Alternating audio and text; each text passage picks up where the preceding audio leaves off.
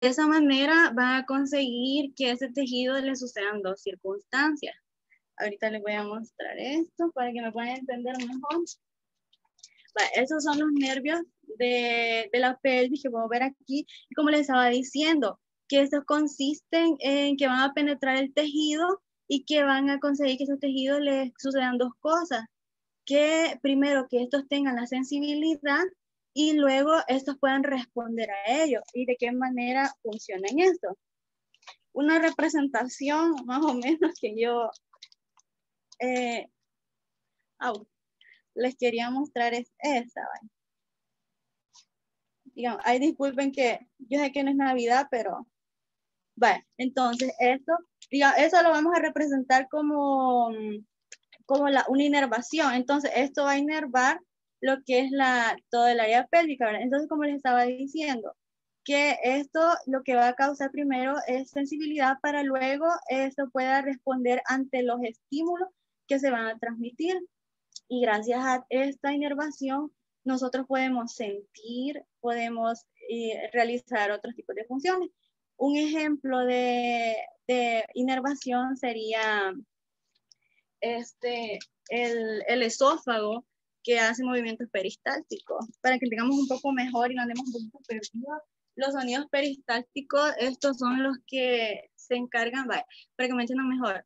El sonido peristáltico es el que se puede oír desde el colon ascendente, transverso y descendente. Entonces, esto es solo un ejemplo. No estoy saliendo del tema, pero es solo un ejemplo para que me entiendan.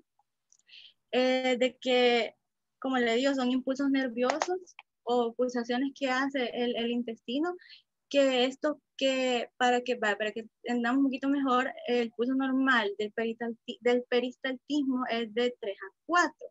Y si nosotros tenemos un peristaltismo de, digamos, de 5 a 6, tenemos diarrea, porque lo tenemos rápido. Y si lo tenemos de 1 a 2 por minuto, tenemos estreñimiento. Es solo un ejemplo para que me vayan entendiendo de lo que es la inervación. Entonces, para seguir con el tema, ahora sí me voy a meter de lleno a él, de que, gracias. Bueno, vamos a ver. Bueno, lo primero que debemos de saber es que la pelvis está inervado por 3 grupos de nervios. En cuanto a su contenido visceral.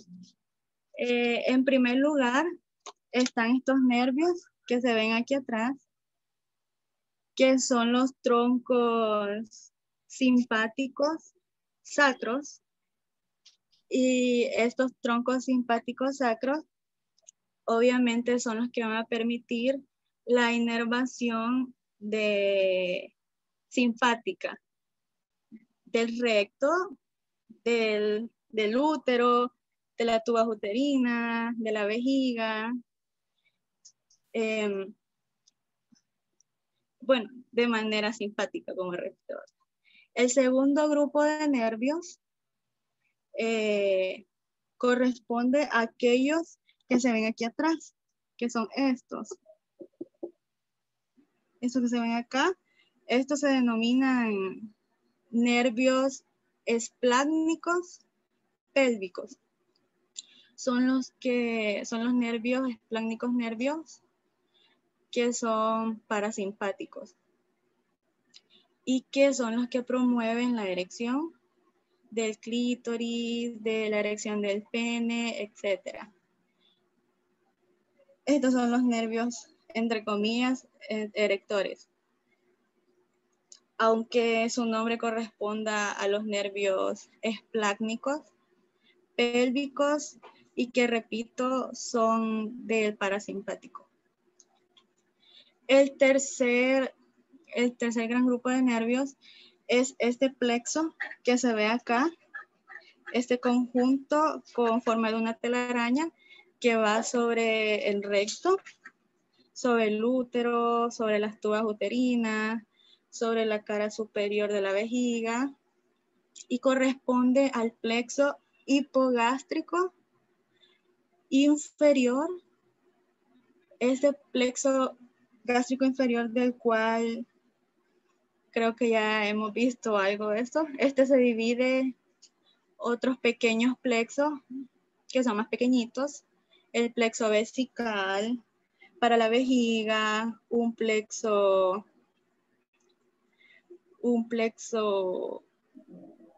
útero-vaginal para el caso de útero y la vagina, y también por detrás un plexo rectal medio, porque este se encarga principalmente de la inervación de la porción medial del recto. En el caso del hombre, tenemos exactamente la misma configuración con algunas pequeñas diferencias. Tenemos, por ejemplo, acá atrás los nervios, que son estos, tronco sacro-simpático, simpático-sacro, los troncos simpático-sacro. Luego están estos, permiten una proyección que se denomina nervios esplácnicos pélvicos, que son parasimpáticos, que son los erectores en el caso del hombre, para el pene, y luego viene otro plexo que se llama plexo hipogástrico inferior, que se va a dividir luego en el hombre en dos porciones, una porción vesical, un plexo vesical y un plexo rectal medio. Bueno, continúo. Aquí otra imagen para que veamos más o menos lo mismo que les acabo de decir. Posterior está en color amarillo, por acá, no se ve, pero está en amarillo. Los troncos simpáticos sacros son los que otorgan la inervación simpática. De color verde, esos están. Estos son los nervios esplácnicos pélvicos, que son los erectores. Y de color rosado están el plexo hipogástrico inferior, que en este caso es de un hombre y que se proyecta por anteriormente un plexo vesical y posterior un plexo rectal medio. Ahora, bueno, aquí tenemos la fascia caudal de la fascia pélvica. Luego de que este cubra la cara inferior del músculo elevador del ano, luego se repliega sobre sí mismo y forma la eminencia arqueada, perdón, esa es la fascia lunar, lunata, para finalmente toma contacto con la fascia parietal de la fascia pélvica y forma este bolsito que nosotros le podemos llamar conducto pudendo, que tiene al nervio pudendo y la arteria y vena pudenda interna.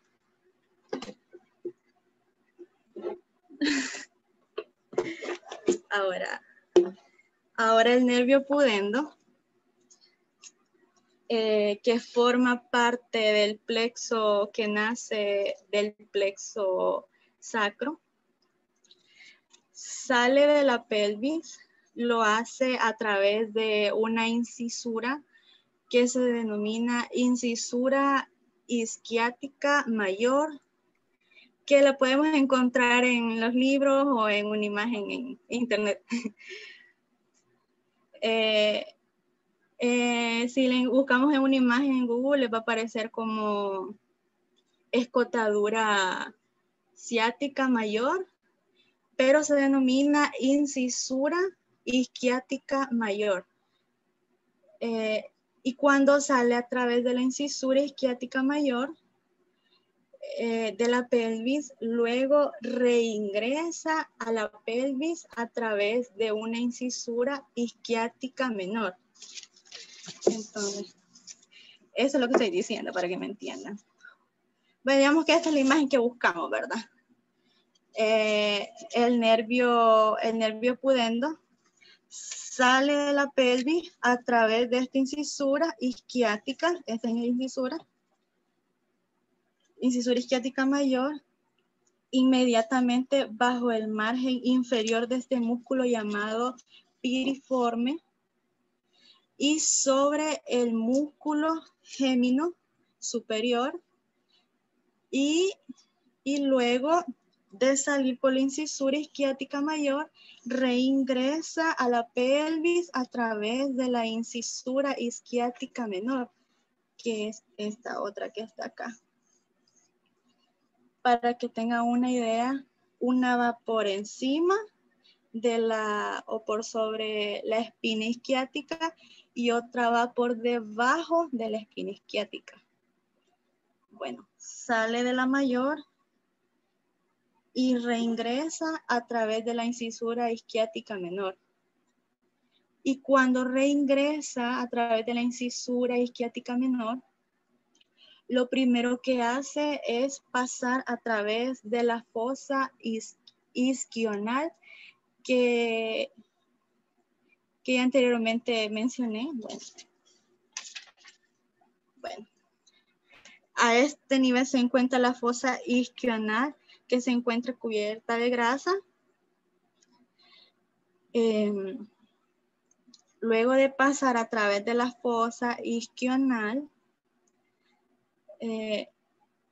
este nervio pudendo que está acá, reingresando a través de la incisura isquiática menor, emite ramas rectales y anales, que estas obviamente van a encargarse de la inervación del esfínter anal externo. También emite ramos, que son estos, ramos genitales. Estos ramos genitales se dividen luego en ramos pudendos profundos, que es este, y ramos pudendos superficiales, que son estos. Los ramos pudendos profundos se van a encargar de aportar con la inervación de los músculos del piso pélvico y los músculos del diafragma urogenital y del músculo superficiales, del diafragma pélvico y los músculos del perineo profundo. Y los nervios, los ramos pudendos superficiales se van a encargar de la inervación de los músculos superficiales del perineo, así como también de los órganos genitales externos, tales como el clítoris, de manera sensitiva, los labios pudendos menores, los labios pudendos mayores, el introito ninfohimenial, o también se le conoce como ostium vaginal, el ostium uretral. Bueno, entonces, por si acaso no quedó claro, vuelvo a repetir por última vez.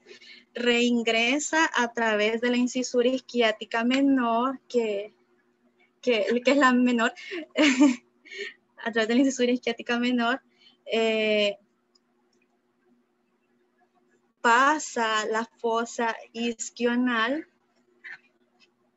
emite sus ramos anales y parte de los ramos rectales para encargarse de la inervación, especialmente del esfínter anal externo, y también emite ramos pudendos, los cuales se dividen en pudendos profundos para la inervación de los músculos del diafragma pélvico y del diafragma urogenital.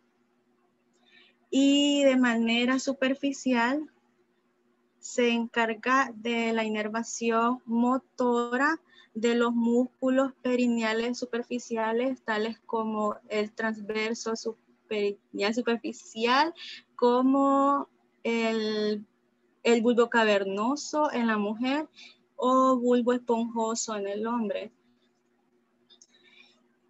Y este músculo que se llama isquio cavernoso en la mujer y en el hombre.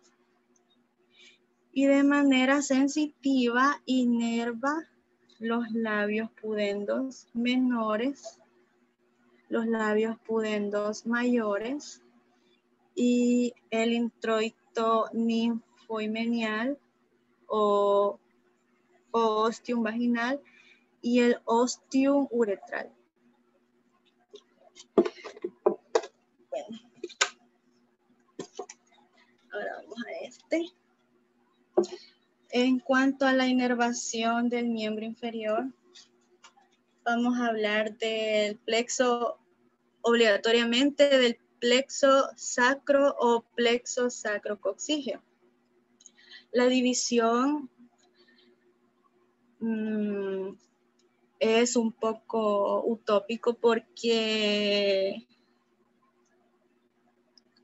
a partir de la última porción del plexo sacro se forma el plexo coccígeo. Bueno. Y estas son las últimas proyecciones del plexo sacro. Bueno, veamos entonces aquí. Lo primero que tenemos que saber es que este ramo que se ve aquí corresponde al ramo descendente del ramo anterior de la raíz L4. Cuando el ramo descendente del ramo anterior de la raíz L4 se une al ramo ascendente, al ramo anterior de la raíz L5, forman este tronco, denominado tronco lumbrosacro. Este tronco lumbrosacro luego se va a unir a los ramos anteriores de las raíces de S1 a S3, tal cual se muestran acá, o de S1 a S5, porque puede ser de S1 a S3, de S1 a S4, de S1 a S5, dependiendo de cada persona y de la configuración en la que hemos sido aportados por nuestros padres, ¿verdad? En este caso, en este dibujo, tenemos un tronco lumbrosacro que se une a los ramos anteriores de las raíces S1, S2 hasta S3 para formar el gran nervio isquiático. Este nervio isquiático, que algunos libros le dicen nervio ciático, pero su nombre es nervio isquiático, sale a través de la incisura isquiática mayor o a través de un foramen llamado foramen isquiático mayor, dependiendo. Si consideramos la presencia de los ligamentos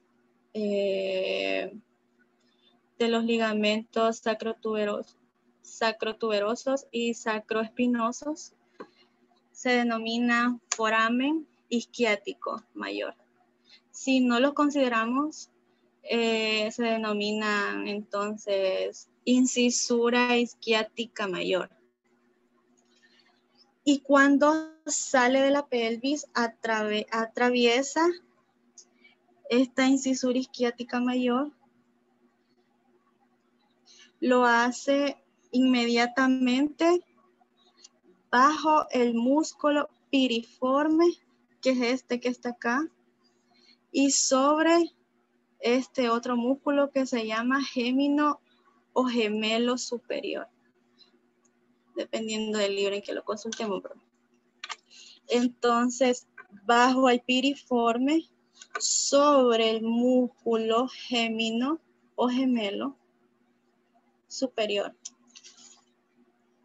lo cual este nervio es importante, ya que a veces, digamos, un enfermero pone una inyección, lo pone ahí y ya deja patojito al paciente.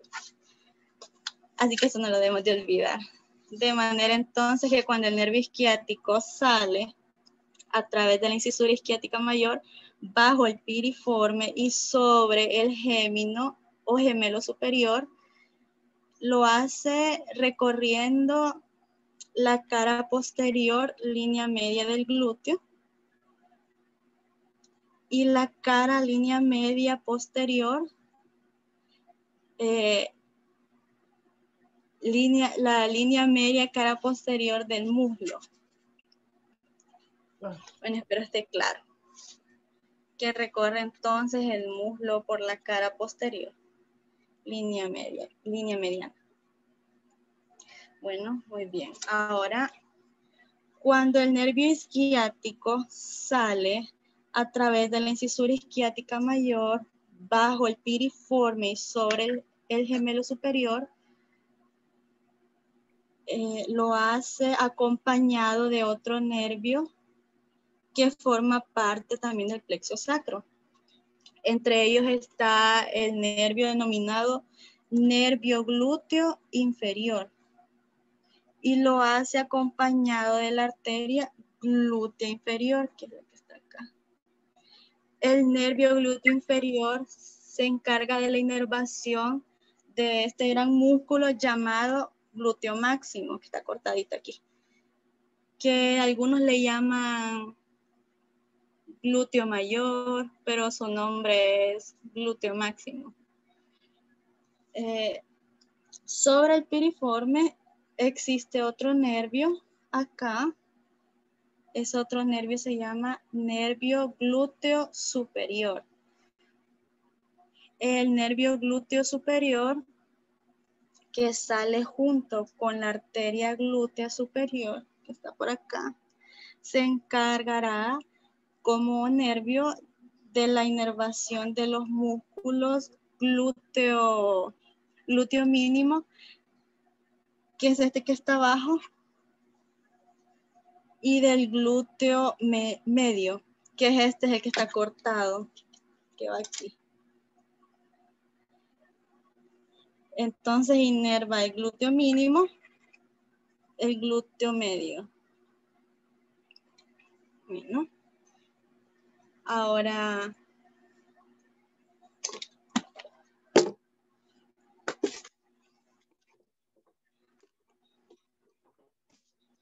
también este nos permite bien la emergencia de otro nervio que forma parte del plexo sacro, que se forma entre los ramos anteriores de la raíz, entre S2 a S5, que se denomina nervio pudendo, que como ya se había dicho, emerge de la incisura isquiática mayor y luego reingresa a través de la incisura isquiática menor. Bueno, ok. Pasando inicialmente a través de la fosa isquional y luego proyectándose hacia el triángulo urogenital.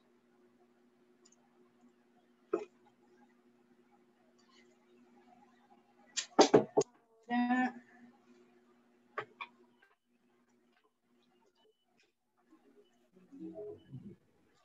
les voy a recordar un poco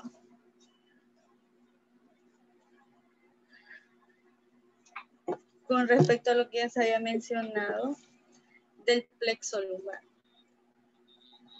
Esto quizás no tiene nada que ver con el plexo sacro, pero el miembro inferior es uno solo Así que me da la tarea poder recordarles unas cositas importantes que nos pudieron haber olvidado.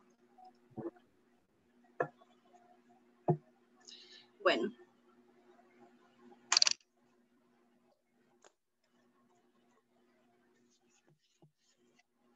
Bueno, aquí tenemos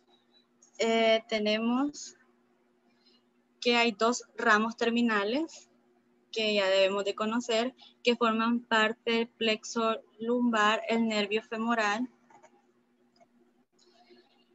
y en segundo lugar, el nervio obturador. El nervio obturador se ve aquí, pero se ve cortado.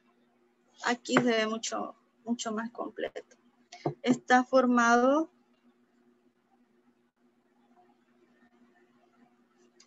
desde el ramo descendente del ramo anterior de la raíz L2, el ramo anterior de la raíz L3 y el ramo medio del ramo anterior de la raíz L4, para luego proyectarse a través del estrecho superior de la pelvis.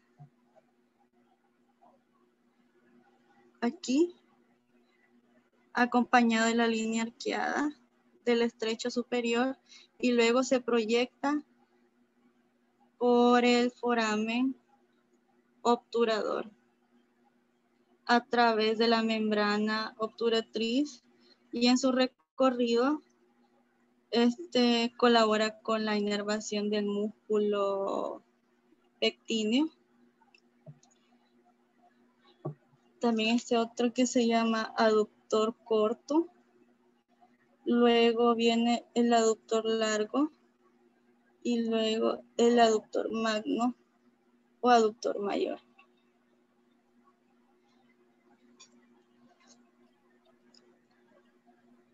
Bien, bueno. Sigamos entonces. El nervio femoral es el que pasa inmediatamente ese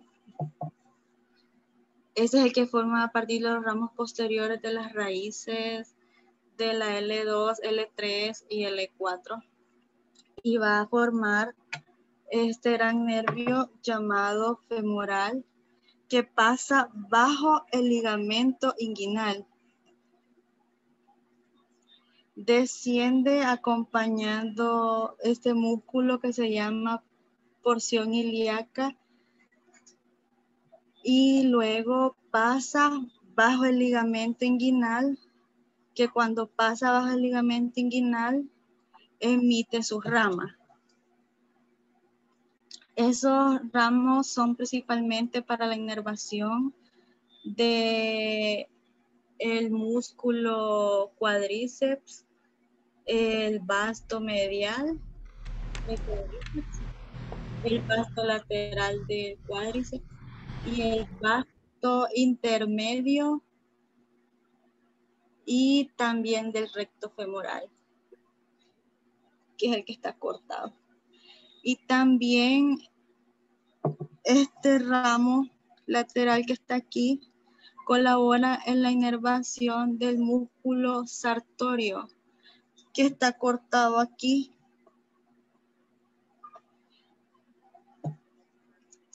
Que el músculo sartorio es el más largo.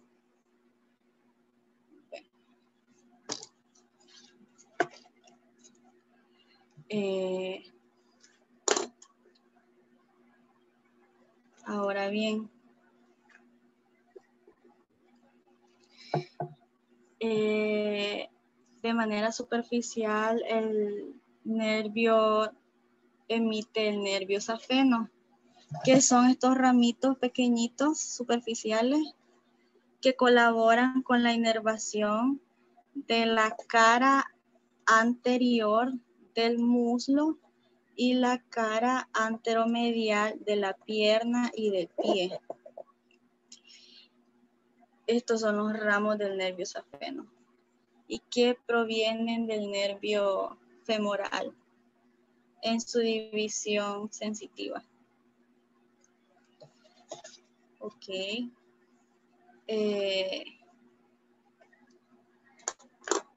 Algo que se me olvidó es que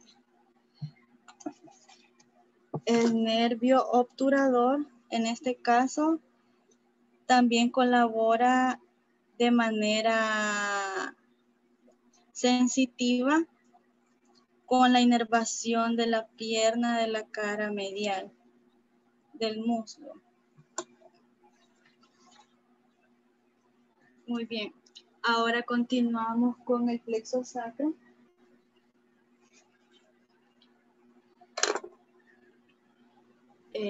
Entonces, el nervio isquiático emerge a través de la incisura isquiática mayor entre el piriforme y el gémino o gemelo superior. Recorre la cara posterior del glúteo y la cara posterior, línea media del muslo. Y en su recorrido va inervando todos los músculos de la cara posterior del muslo, es decir, los músculos denominados isquiotibiales.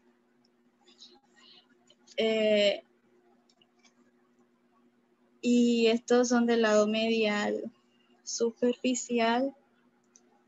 Este es el semitendinoso. Del lado medial profundo tenemos el semimembranoso. Y mientras que lateralmente se ve acá este músculo bíceps. Acá, que tiene dos cabezas. Tiene una cabeza larga y tiene una cabeza corta.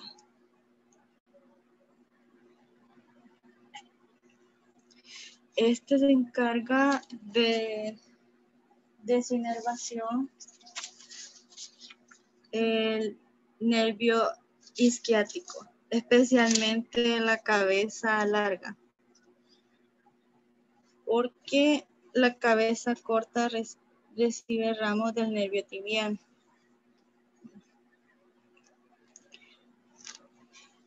El nervio isquiático recorre entonces la cara posterior del muslo, inervando los músculos de toda esta cara posterior. Y cuando llega al vértice superior de este rombo, que se denomina fosa poplítea, llega al vértice superior de la fosa poplítea, se divide en un nervio tibial que sigue el eje del nervio isquiático y el nervio fibular común que se desvía en dirección al vértice del proceso estiloide de la cabeza del ex peroné. Entonces, al dividirse, da origen a este nervio que se llama nervio tibial, que recorre la cara posterior de la pierna y cara plantar del pie, inervando los músculos de esta región, y el nervio fibular superficial, que se va a proyectar desde el vértice superior de la fosa poplítea hasta el vértice del proceso estiloide de la cabeza de la fíbula. Aquí está otra imagen para ver exactamente lo mismo. Vemos el nervio tibial, donde se proyecta, inervando los músculos de la cara posterior de la pierna, así como los músculos especialmente plantiflexores, que son los que se encargan de elevar el talón y descender la punta del pie. Y también inervan los músculos de la cara plantar del pie, que son los músculos flexores. Y el otro nervio que está aquí corresponde al nervio fibular común, que va a llegar al vértice de la cabeza de la fíbula.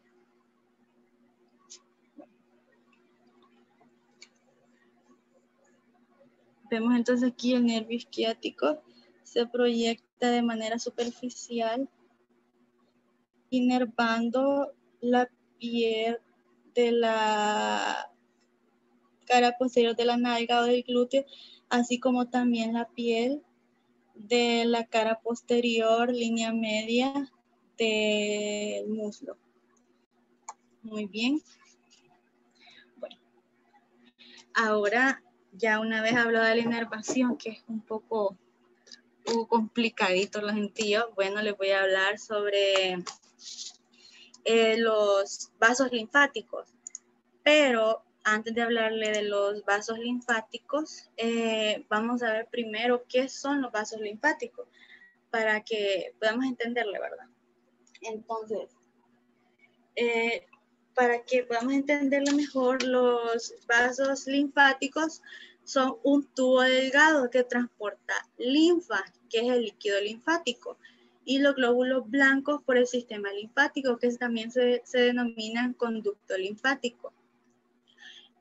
Una vez sabiendo esto, los vasos linfáticos forman parte del sistema inmunológico y que estos están conformados por órganos. Tenemos los órganos linfoides primarios y los órganos linfoides secundarios, que son los principales que forman los ganglios linfáticos, que también forman los vasos linfáticos y los nódulos linfáticos, ¿verdad? Y en los órganos linfoides primarios tenemos la médula ósea y el timo, y en los ganglios linfáticos secundarios tenemos los ganglios linfáticos, el vaso y el tejido linfoide.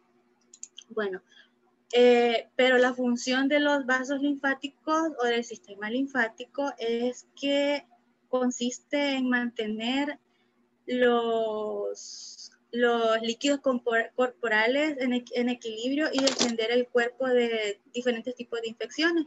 Y eso está compuesto por una red de vasos linfáticos que transportan la linfa, que les estaba diciendo, que la linfa es un líquido transparente y acuoso que contiene proteínas, sales, glucosa y otras sustancias que van por todo el cuerpo. Bueno, una vez sabiendo esto, que es los vasos linfáticos que pertenecen al sistema inmunológico, les voy a hablar sobre los vasos linfáticos de la pelvis. Bueno, entonces, ahora bien, los vasos linfáticos proceden de la mayoría de las vísceras, principalmente en los nódulos linfáticos. Bueno, estos son los nódulos linfáticos, todos estos, y tienen sus colores por nombre, ¿verdad? Que más adelante se lo voy a describir.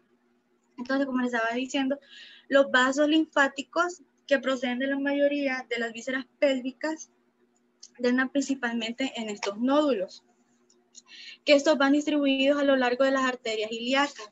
Que las arterias ilíacas, la arteria ilíaca interna, que es esta misma que tenemos aquí, por aquí van distribuidos los nódulos.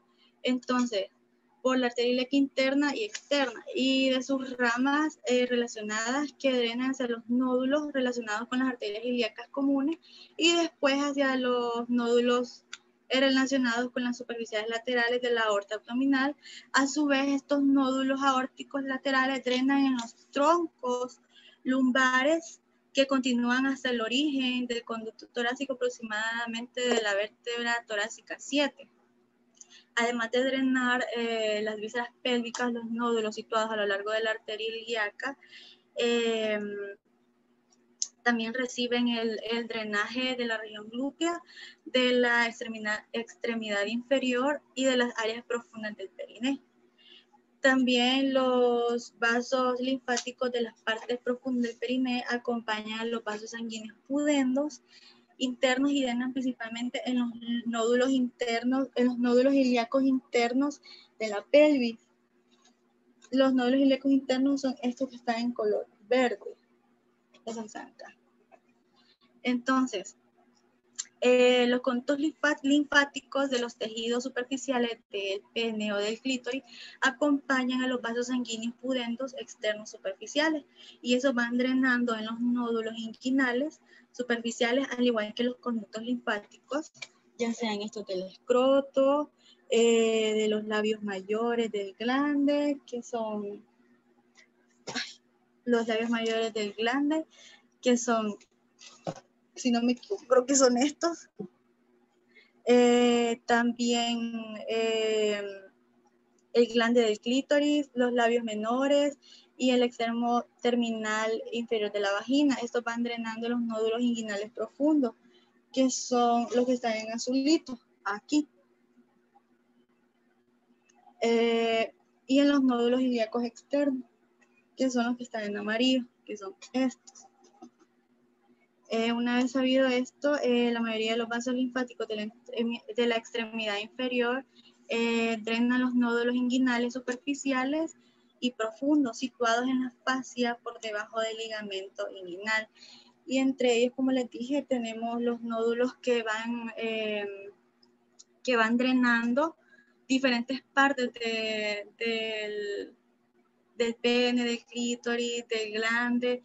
Todos estos nódulos que están drenando son los nódulos linfáticos lumbares, que son estos, los nódulos ilíacos comunes, que son estos, los nódulos ilíacos internos, que son estos verdecitos, los nódulos ilíacos externos, que son los amarillos, los nódulos ilíacos, los nódulos inguinales superficiales, que son los rosados, que están acá, los nódulos inguinales profundos, que son estos, y los nódulos sacros, que son los que están en cafecitas, que están aquí.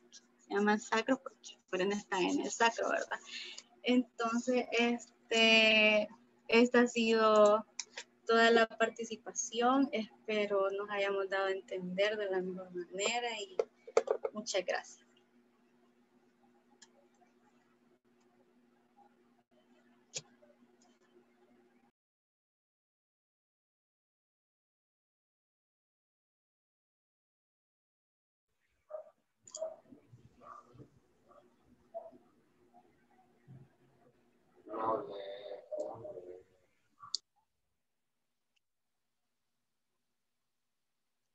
Tiene el micrófono apagado. Perdón. Aquí terminamos. No, pasará a la compañera Mabel. Ah, ok. Sí, solo un momento, por favor.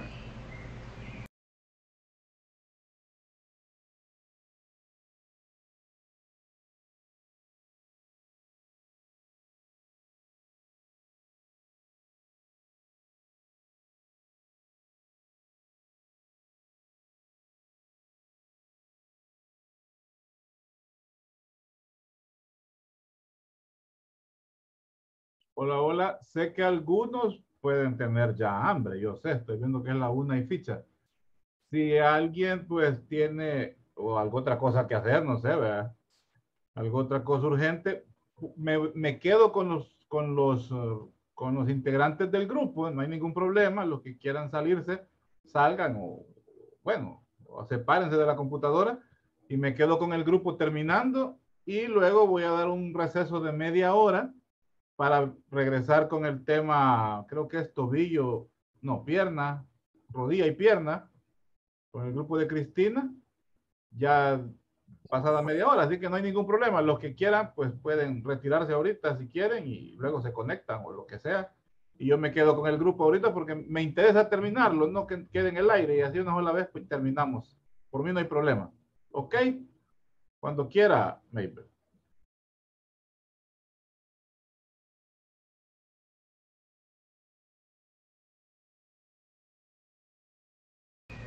Bueno, ahora es cuando se pueda, porque es que se me traba demasiado por el programa. Yo quería explicarlo con el programa para que quedara más claro, pero es muy Entiendo. difícil. Entiendo. Complete Anatomy requiere muchos recursos de las computadoras, así es que yo entiendo. Termine oral lo que quiere terminar, no hay problema.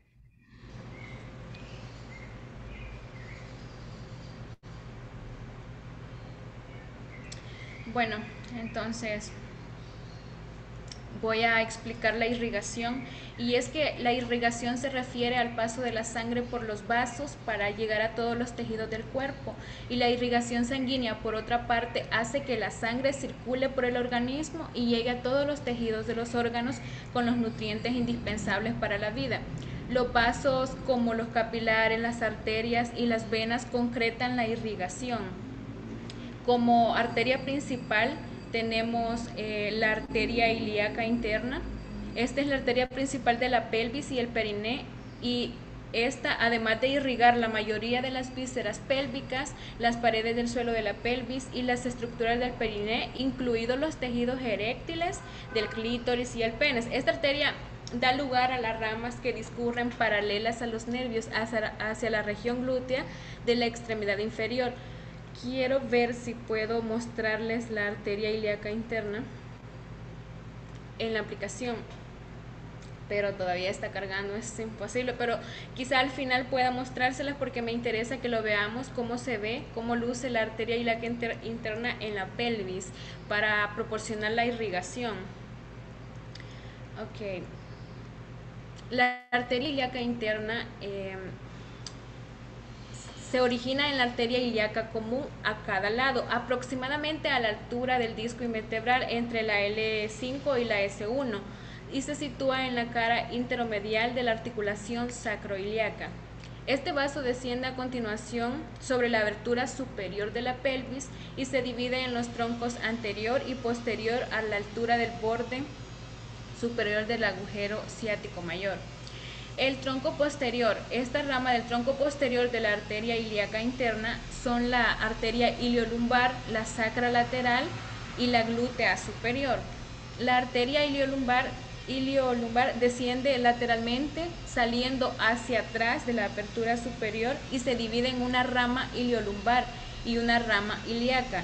La rama ilíaca pasa lateralmente hacia la fosa ilíaca para irrigar los músculos y huesos de esta zona. Y las arterias sacras laterales habitualmente son dos. Estas se originan en la división posterior de la arteria ilíaca interna y discurre medialmente en sentido inferior a lo largo de la pared posterior de la pelvis. La arteria glútea superior es la rama más grande de la arteria ilíaca interna y es la continuación terminal del tronco lumbosacro y ramo inferior de la S1.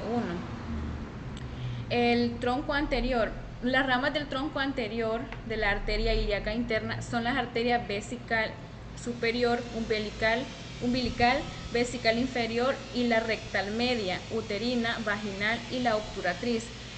También está la pudenda interna y glútea inferior. La primera rama del tronco anterior es la arteria umbilical, que da origen a la arteria vesical superior y después se dirige hacia adelante, justo por debajo del borde de la abertura superior de la pelvis. En sentido anterior, el vaso abandona la cavidad pélvica y asciende sobre la cara interna de la pared abdominal anterior para llegar al ombligo. En la pared abdominal anterior, el cordón levanta un pliegue del peritoneo denominado pliegue umbilical medial y el resto fibroso de esta arteria umbilical forma por sí mismo el ligamento umbilical medial. La arteria vesical. Esta es superior y suele originarse en la raíz de la arteria umbilical y discurre medialmente en sentido inferior para irrigar la cara superior de la vejiga y las porciones distales del uréter.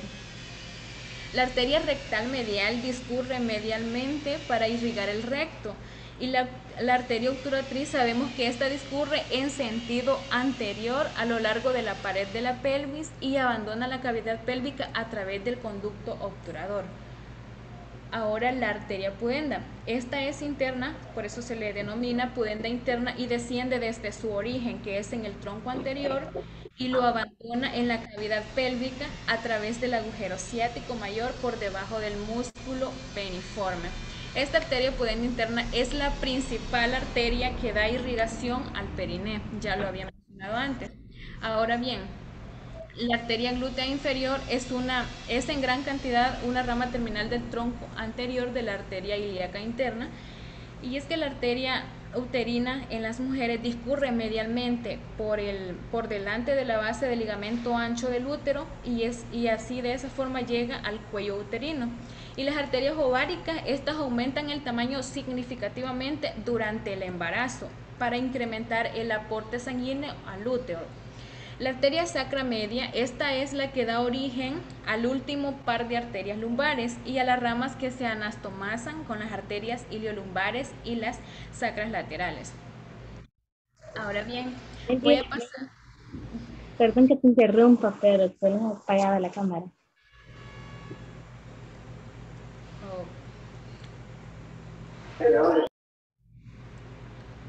Lo que pasa es que tengo cargando Complip y con la cámara encendida, el micrófono, Zoom me hace un gran desastre, por eso la tengo apagada. Ahora voy a pasar al drenaje, y es que en el drenaje tenemos las venas, y la vena principal en este recorrido son las pélvicas, que siguen el trayecto de todas las ramas de la arteria ilíaca interna, excepto en el caso de las arterias umbilical e iliolumbar. A cada lado, las venas drenan en las venas ilíaca interna, que estas abandonan la cavidad pélvica para unirse a las venas ilíacas comunes, situadas justo por encima de las laterales y la abertura superior de la pelvis. Dentro de esta cavidad pélvica hay extensos plexos venosos que son interconectados, y estos están relacionados con la superficie de las vísceras junto con los plexos que forman el plexo venoso pélvico. Y es que esta parte del plexo venoso que rodea el recto y el conducto anal drena a través de las venas rectales, y estas están superiores por encima del sistema porta hepático, y que a través de las venas rectales medias e inferior hacia el sistema cava, este plexo pélvico va a actuar como un cortocircuito para la vena porta, destacando como bloqueador del sistema porta hepático. Entonces, en esta zona inferior del plexo rectal que rodea el conducto anal tiene dos partes, una es la interior y la otra exterior. Entonces, el plexo rectal interno se encuentra dentro de un tejido conjuntivo entre el esfínter interno del ano y el epitelio que recubre el conducto. Ahora bien, este plexo se conecta en su parte superior con ramas distribuidas longitudinalmente procedentes de las venas rectales y superiores. Entonces, cuando aumentan de tamaño, estas ramas originan las hemorroides internas y surgen por encima de la línea pectínea. Y el aumento del tamaño de estos vasos del plexo rectal va a dar lugar a las hemorroides internas.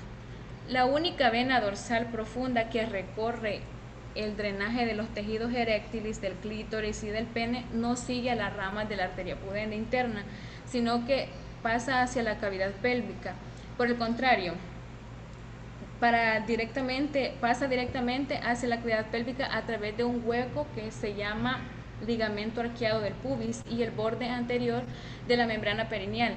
Y la vena se une en el plexo venoso prostático en los hombres y en el plexo venoso vesical en las mujeres. Además de drenar esta vena ilíaca interna, las venas sacras medias y las venas ováricas siguen un paralelo trayecto de la arteria sacra media y de la arteria ovárica. Respectivamente, estas abandonan la cavidad pélvica para unirse a las venas del abdomen. Ahora bien, las venas sacras medias se juntan para formar una sola vena que se une a la vena sacra ilíaca común izquierda, o bien a la unión de las dos venas ilíacas comunes, y estas van a formar la vena cava inferior. Las venas ováricas siguen el trayecto de las arterias correspondientes. La izquierda se une a la vena renal izquierda y la derecha se va a unir a la vena cava inferior justamente en el abdomen. Y las venas glúteas inferior y superior siguen a las arterias glúteas inferior y superior, el interior de la pelvis, donde se van a unir al plexo venoso pélvico a nivel exactamente periférico de las venas que que se anastomosan con las venas glúteas superficiales que finalmente van a drenar anterior a la vena femoral. Esto sería todo con respecto a la teoría y pues voy a ver si puedo mostrarles lo que les había mencionado.